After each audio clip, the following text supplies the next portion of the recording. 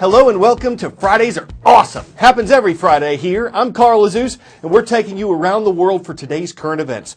First up, Cambodia, Laos, Singapore, Thailand. These are some of the countries in Southeast Asia that are suffering under a heat wave and a dangerous drought. Temperatures are rising over 112 degrees Fahrenheit in some places. That's setting records. In Malaysia, schools are closing and animals are dying. Wells and lakes are drying up. Vegetables are withering. Same story for crops in Vietnam, with the Mekong River at record low levels. And the Indian government says 330 million people, more than the entire population of the U.S., have been affected by drought. So what's causing all of this? Scientists say the blame rests with El Nino. We've talked about this natural climate cycle a lot since last year, when it started disrupting normal U.S. weather patterns. This El Nino is tied for the strongest one on record. And even as it weakens and approaches its end, it's still affecting weather worldwide. We've heard so much talk about El Nino, but what is it? In fact, it's a weather phenomenon that happens between the Pacific Ocean and the atmosphere. It can have an influence on the temperature and the weather all over the world. In the springtime, the trade winds start to relax, and in a normal year, they come back during the Asia monsoon in the summer. During an El Nino year, they don't. In fact, some years, the trade winds can even reverse. That has a huge impact on the Pacific Ocean. During a normal year, warm water is pooled on the west side of the ocean, cooler water on the east side. That results in cooler waters off the coast of California and warmer waters in the western Pacific. During an El Nino year, that thermocline tilt goes away, and so warm water is spilled all the way over to the east side of the Pacific. That increases convection. It also brings thunderstorms to the coast of California and droughts to the western side of the Pacific. We all know that El Nino will impact the world. The only question is, how will it affect you? Yesterday, a group of 9 climbers reached the summit of Mount Everest. More than 4,000 people have done that in history, but this is the first time in over 2 years that anyone's made it to the top. Why? Because in 2014 and 2015, deadly avalanches, one of them the result of an earthquake in Nepal, brought a tragic end to the climbing season. The weather on Everest is generally unpredictable, but so far this year, it's reportedly been pretty good. Still, climbing the mountain is incredibly dangerous, exhausting, and expensive. It can cost anywhere from $35,000 to $100,000 once you factor in the permit, the Sherpas who will assist you, and the supplies. And yet there's no shortage of people who are willing to try each year. A by-the-numbers look now at the tallest mountain on the planet.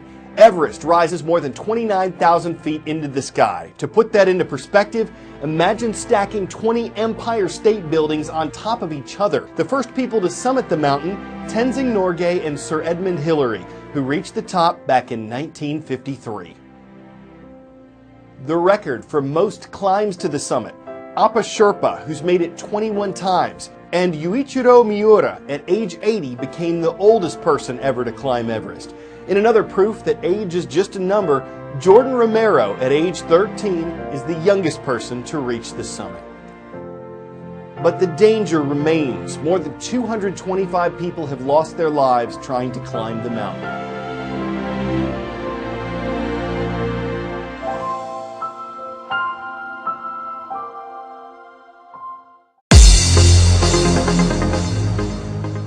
Not too far from the Japanese capital of Tokyo is where we're starting today's Call of the Roll. First up is Camp Zama Middle School. Thank you for making us part of your Friday in Camp Zama, Japan. Jumping across the Pacific, we're making a stop in La Habra, California. The Heralds are watching from Whittier Christian High School. And from the city of Danville, Arkansas, and the School of Danville Middle, welcome to the Little Johns. Great to see you.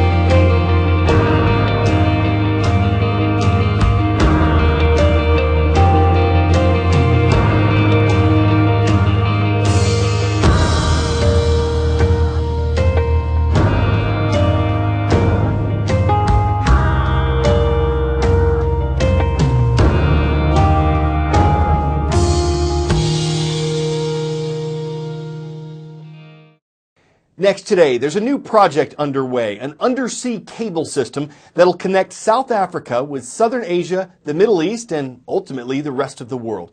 Though it'll stretch for thousands of miles, it'll account for just a tiny part of a vast, intricate network of underwater fiber cables that ships have been laying since the 1800s.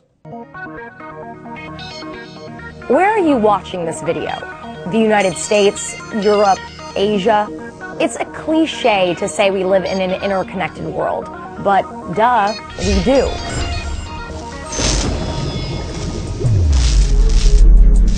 And the global circulatory system that delivers 99% of international data from point A to points B through Z and back again is made of fiber optic cable. Unlike copper cables, which transmit electrical energy, fiber optic cables transmit light. That makes them significantly faster and less susceptible to interference. Fiber optics trump satellites too. They're cheaper, they're faster, and you don't get those delays. Fiber optic cables are buried deep underwater. Over 300 of them connect every continent not named Antarctica. And laid end to end, the 550,000 miles of cable would circle the Earth 22 times. And boy, is that good for business. E-commerce isn't bound by borders. An international stock trade can be executed in a flash. You can video conference with colleagues in Florida or France or Fiji. Not a problem. Take a ride on the global fiber optic network. And offices wired with a fiber optic network allow for speedy data sharing. So we here at CNN can send our videos from one edit suite to another really fast.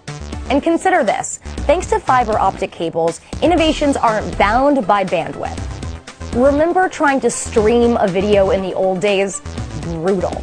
Do you think Netflix would have even come to be with that kind of infrastructure?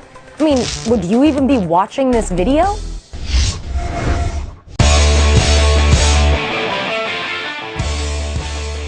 A mom in New York recently surprised her daughter at college by sneaking into a dorm room and snapping a selfie. Looks great! There's just a little problem. The mom says, "Look where I am, where are you?" The daughter says, "Where's that? I'm in my dorm." Then she writes, "Please tell me you're not in someone else's dorm." And the mom promptly thought, uh-oh. We'd say this happens all the time, but it probably doesn't. Hey, at least the picture went viral. Will this shut the dorm on future visits? It was a momist mistake. Everyone who's lived on campus would say there's room for improvement. Surprise visits always keep students guessing, and at least mom hasn't lost her college. I'm Carl Azuz, and I am so glad I graduated.